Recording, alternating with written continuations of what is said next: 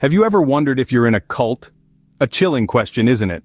Cults, these enigmatic entities, have woven themselves into the very fabric of our society.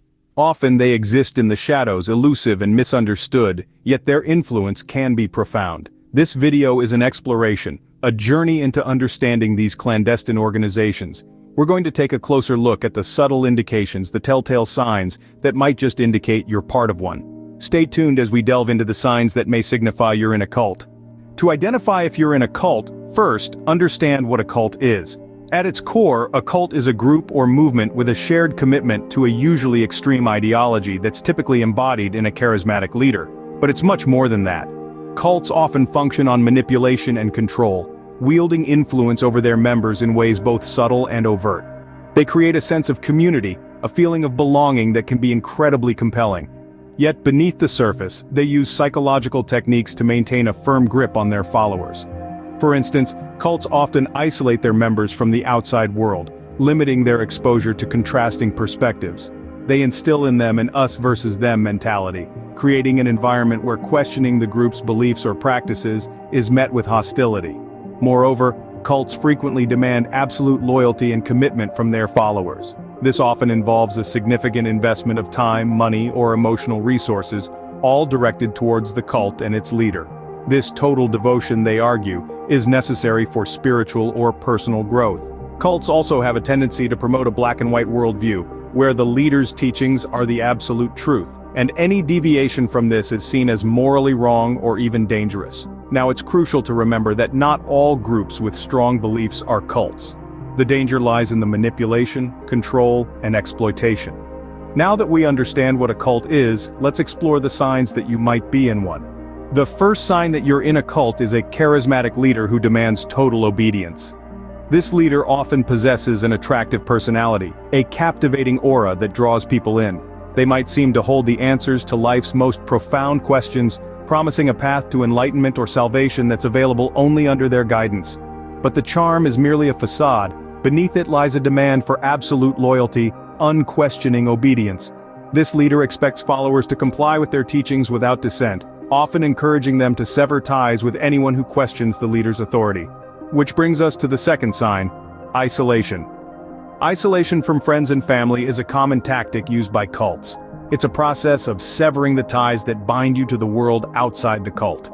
The intention is to create a dependency on the group, to make it your whole world. Suddenly, you find yourself detached from the people and places you once held dear, immersed in an environment where your primary relationships are with fellow cult members. This isolation is often justified as a necessary step towards achieving the higher purpose the leader professes, but in reality, it's a means of control, a way to ensure that the leader's authority goes unchallenged. The third sign is the use of fear and guilt to manipulate members. Fear of the outside world, fear of divine retribution, fear of being ostracized from the group. These are powerful tools in the hands of a cult leader. So too is guilt. Members are often made to feel guilty for questioning the leader, for failing to live up to the group's expectations, or for harboring desires to leave. These signs, a charismatic leader, isolation from loved ones, and the use of fear and guilt, are the more obvious indicators that you might be in a cult. They are the red flags, the warning signs that something isn't quite right. But the signs don't stop there. More subtle indicators might be at play. Continuing from where we left off, another sign is the cult's obsession with recruitment. This is a common characteristic where the group's energy is primarily focused on bringing in new members. The recruitment process may seem harmless at first, often disguised as friendly invitations to social events or personal development workshops. But beneath the surface, there's a more sinister motive. The goal is to grow the group's influence, often at the expense of the individual's personal freedom and autonomy. Another telltale sign is the us versus them mentality. Cults often foster a sense of exclusivity and superiority. The world is divided into the enlightened, the chosen ones, those within the cult, and the misguided, the outsiders. This binary worldview can create a strong bond among the members, but also a dangerous isolation from the rest of society. Moreover, cults typically have a strict and often irrational code of conduct that its members must adhere to. These rules can range from dietary restrictions and dress codes to more extreme measures, like shunning contact with non-members, including family and friends. The enforcement of these rules is often intense and unyielding, with the threat of severe punishment for non-compliance. Crucially, these arbitrary codes of conduct serve a purpose.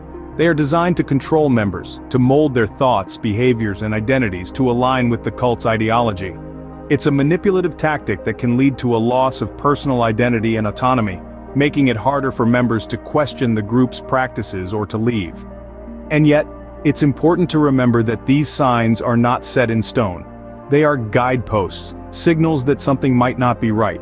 They may vary from group to group, and their presence alone doesn't necessarily mean one is dealing with a cult. It's equally important to remember that cults can be adept at hiding their true nature, presenting a benign, even appealing face to the world. These signs are not exhaustive, and it's vital to trust your instincts if something feels off. Recognizing these signs can be the first step in freeing yourself or a loved one from a cult's grip. As we navigate through the labyrinth of our daily lives, it's essential to stay vigilant and mindful of these red flags. These signs, like the beacon of a lighthouse, can guide us away from the rocky shores of manipulation and control. It all boils down to awareness. Understanding the workings of cults, their methods of recruitment, and their strategies for retaining members can serve as an invaluable tool in our arsenal. It's about comprehending the subtle manipulations, the gradual changes, and the insidious tactics that cults use to ensnare unsuspecting individuals. In the end, the battle against cults is not just a personal one, it's a collective responsibility. We must foster open conversations, promote education, and encourage critical thinking. This is how we equip ourselves and our communities against the threats posed by cults. Remember, knowledge is power. Stay informed, stay aware, and stay safe.